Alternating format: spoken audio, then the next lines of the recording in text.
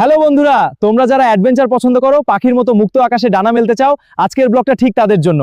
আমি এখন দাঁড়িয়ে আছি পৃথিবীর অন্যতম সর্বোচ্চ এবং রোমাঞ্চকর ঝুলন্ত ব্রিজের ওপর। আর আজ এখান থেকেই আমি দিতে যাচ্ছি আমার জীবনের অন্যতম সেরা এক লাফ। বুক ধরফট করছে, কিন্তু এক্সাইটমেন্ট একদম স্কাই হাই। বন্ধুরা, আমার পেছনে যে পতাকাটি দেখছেন তা দেখেই হয়তো বুঝে গেছেন আমি এখন আছি হিমালয়ের দেশ নেপালে। নেপালের এই বিশাল পাহাড়ি গিরিখাতগুলোর ওপর তৈরি করা হয়েছে এই ঝুলন্ত সেতুগুলো।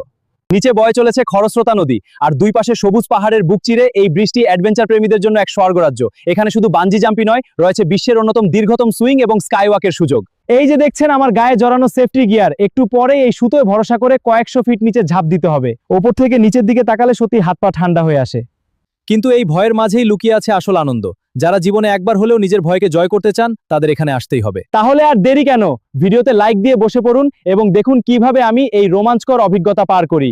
আর হ্যাঁ, আপনারাও যদি এমন অ্যাডভেঞ্চার করতে চান, তাহলে এই ব্রিজে আসুন।